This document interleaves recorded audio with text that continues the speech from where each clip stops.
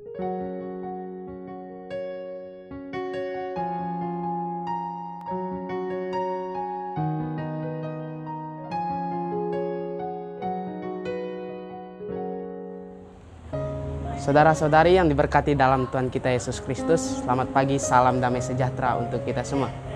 Pada kesempatan pagi hari ini, kita akan bersama-sama belajar dari kebenaran firman Tuhan. Namun sebelum itu, mari kita bersatu dalam doa, kita berdoa.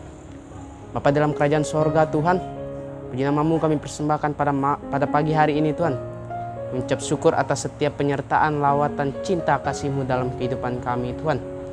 Dimana pada pagi hari ini Tuhan, kami akan bersama-sama belajar kebenaran firman-Mu Tuhan. Kami telah siap Tuhan untuk mendengarkan kebenaran firman-Mu Tuhan. Berfirmanlah, inilah doa kami dalam nama Tuhan Yesus. Haleluya, amin.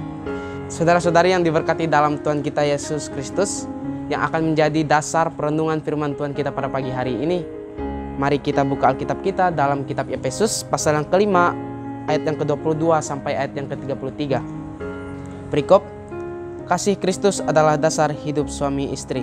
Hai istri, tunduklah kepada suamimu seperti kepada Tuhan, karena suami adalah kepala istri, sama seperti Kristus adalah kepala jemaat. Dialah yang menyelamatkan tubuh. Karena itu, sebagaimana jemaat tunduk kepada Kristus, demikian jugalah istri kepada suami dalam segala sesuatu.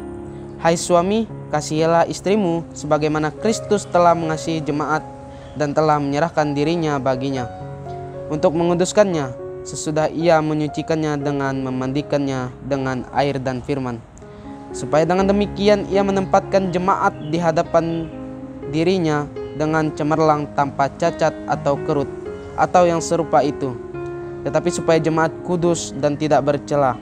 Demikian juga suami harus mengasihi istrinya sama seperti tubuhnya sendiri. Siapa yang mengasihi istrinya, mengasihi dirinya sendiri. Sebab tidak pernah orang membenci tubuhnya sendiri, tetapi mengasuhnya dan merawatinya, sama seperti Kristus terhadap jemaat, karena kita adalah anggota tubuhnya. Sebab itu laki-laki akan meninggalkan ayahnya dan ibunya dan bersatu dengan istrinya, sehingga keduanya itu menjadi satu daging. Rahasia ini besar, tetapi yang aku maksudkan ialah hubungan Kristus dan jemaat. Bagaimanapun juga, bagi kamu masing-masing berlaku, kasihilah istrimu seperti dirimu sendiri, dan istri hendaklah menghormati suaminya. Sedemikian jauh pembacaan firman Tuhan kita pada pagi hari ini, yang dikatakan berbahagia mereka yang mendengarkan bahkan melakukannya hari lepas hari.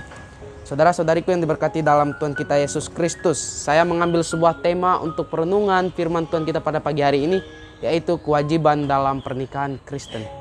Saya yakin dan percaya setiap kita keluarga Kristen masa kini mengerti dan memahami apa yang menjadi tujuan dan kehendak Tuhan dalam kehidupan keluarga Kristen masa kini.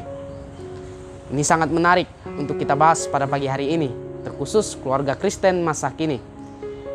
Kita mau menjelaskan di sini apa itu kewajiban. Kewajiban itu adalah keharusan atau wajib, sesuatu yang diharuskan atau sesuatu yang dilakukan menjadi patokan dasar untuk kita berbuat, melakukan sesuatu, berkehendak, serta bertindak. Saya ambil contoh sederhana seperti ini. Ketika saya menjadi seorang warga negara yang baik, tentu saya harus menjalankan kewajiban saya dengan baik. Contohnya, saya membayar pajak tepat dengan waktu. Nah, itu merupakan juga contoh dari kewajiban itu. Nah, sekarang kita mau melihat apa yang boleh dikatakan Alkitab di dalam Imamat 18:30. Dengan demikian, kamu harus tetap berpegang pada kewajibanmu terhadap aku.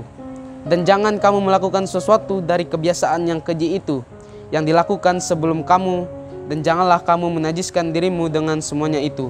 Akulah Tuhan Allahmu. Saudara-saudari yang diberkati di dalam Tuhan, sungguh dalam ayat ini mau ditekankan kepada kita bahwa Tuhan sejatinya tidak mengkehendaki yang namanya kenajisan, perzinahan. Yang Tuhan inginkan adalah kudus sebelum pernikahan kudus. Saudara-saudariku yang diberkati di dalam Tuhan kita Yesus Kristus, Tuhan menegaskan bahwa setiap kita sebagai seorang Kristen yang diberkati di dalam Tuhan, hendaklah harus bisa menunaikan kewajiban kita. Kenapa dikatakan demikian? Karena sudah banyak sekali contoh, terkhusus di daerah saya juga. Sering atau marak terjadinya yang namanya pernikahan anak di usia dini. Karena apa? Karena salah menempatkan yang namanya hubungan intim, salah menempatkan hawa nafsunya, salah menempatkan waktu sebelum waktunya. Karena itu, saudara-saudariku yang diberkati di dalam Tuhan kita Yesus Kristus, yang Tuhan maukan kepada kita adalah tetap menjaga kewajiban kita, menjaga kekudusan kita. Banyak sekali masih SD, SMP, SMA sudah menikah, sudah beristri, sudah bersuami, sudah berkeluarga. Karena apa? Karena tidak menjalankan kewajiban itu dengan baik sebaik mungkin. Tidak menjalankan kekudusan yang Tuhan nyatakan melalui firman-Nya dalam kehidupannya. Saudara-saudariku yang diberkati di dalam Tuhan kita Yesus Kristus, sungguh Tuhan tidak pernah menginginkan yang namanya kenajisan. Seorang pendeta berkata demikian, tidak ada yang namanya pernikahan kudus tanpa pacaran kudus. Artinya, ketika kita pacaran, hendaklah kita pacaran dengan saling menjaga. Bukan karena keinginan daging atau hawa nafsu kita yang lebih besar yang mengendalikan semuanya itu. Tuhan tidak menghendaki yang demikian. Nah, yang kedua, apa saja kewajiban yang harus dilakukan dalam pernikahan Kristen? Kita kembali buka dalam kitab Efesus tadi. Di ayat Efesus yang kelima ayat 22-24, di sana jelas dikatakan bahwa seorang istri harus menghormati lelakinya, yaitu saling menghormati. Bagaimana mungkin jika dalam sebuah hubungan keluarga Kristen tidak ada rasa saling menghormati? Maka itu merupakan satu problem yang besar bagi keluarga Kristen. Karena itu akan memecah belahkan dua insan yang telah Tuhan persatukan di dalam hubungan keluarga Kristen. Saudara-saudariku yang diberkati dalam Tuhan kita Yesus Kristus, di sini juga dijelaskan bahwa hubungan keluarga Kristen itu seperti sebuah kapal yang berlayar. Nah, di sini peran seorang kepala keluarga itu sama seperti seorang nahkoda. Nahkoda yang mengatur jalannya perjalanan kapal itu. Nahkoda yang menjadi titik kunci perjalanan kapal itu. Nahkoda yang akan menentukan arah perjalanan kapal itu. Sama dengan seorang suami. Dia akan menentukan kemana arah keluarganya mau dibawa. Apakah keluarganya mau dibawa ke arah positif atau negatif, itu tergantung kepada kepala keluarga. Karena di sini peran seorang suami sangat vital. Peran seorang suami sangat besar. Karena seorang suami menjadi contoh, teladan, panutan bagi istri serta anak-anaknya. Yang kedua adalah di sini saling mengasihi. Dalam Efesus 5:25 di sana dikatakan, "Hai suami, kasihilah istrimu sebagaimana Kristus telah mengasihi jemaat dan telah menyerahkan dirinya baginya." Di sana dikatakan seorang suami harus mengasihi seorang istri, dan juga digambarkan di sana seperti perumpamaan hubungan Kristus dan jemaat. Bagaimana hubungan suami dan istri digambarkan sebagaimana hubungan Kristus dan jemaat. Seperti Kristus mengasihi jemaat, hendaklah suami mengasihi seorang istri. Karena itu penting. Jika tidak ada kasih di dalam hubungan keluarga Kristen, tentu itu yang akan menjadi asal-usul lahirnya KDRT dalam rumah tangga, kekerasan dalam rumah tangga. Saya yakin dan percaya kita sebagai keluarga Kristen pada masa kini pasti menanamkan kasih dalam pernikahan kita, dalam hubungan keluarga Kristen kita pada saat ini. Yakin dan percaya ketika saudara-saudari melibatkan kasih dalam hubungan keluarga Kristen, maka keluarga Kristen saudara-saudari akan diberkati oleh Tuhan. Yang ketiga, mengapa perlu menjalankan kewajiban dalam pernikahan Kristen? Ya, jelas sekali.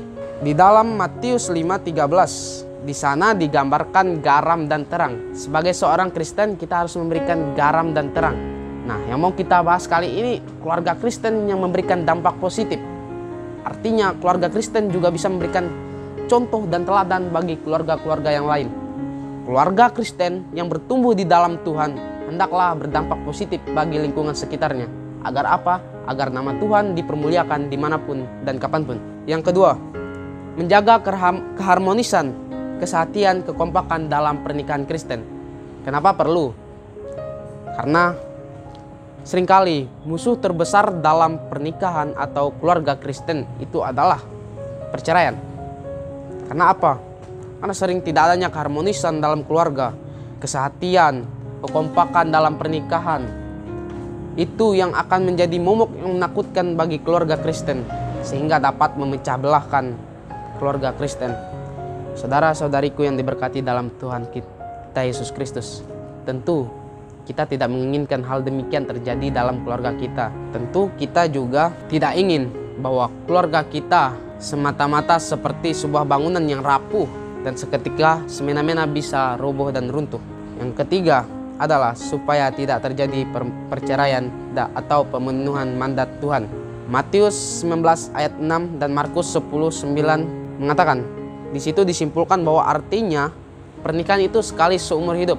Apa yang telah dipersatukan oleh Tuhan tidak boleh diperceraikan oleh manusia. Artinya harus ada saling komitmen di dalamnya.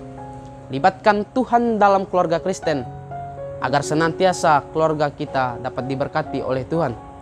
Agar senantiasa keluarga kita dapat kokoh teguh di dalam Tuhan. Karena kita melibatkan Kristus di dalamnya. Karena kita selalu berpegang dan berpatokan dalam ajaran dan perintah Tuhan dalam kehidupan kita, terkhusus keluarga Kristen pada masa kini. Untuk menjadi refleksi bagi perenungan firman Tuhan kita pada pagi hari ini, hendaklah kita menjadi keluarga Kristen yang benar-benar setia hidup di dalam Tuhan, keluarga Kristen yang benar-benar sehati dengan pasangan satu dengan yang lain agar menghindari perceraian.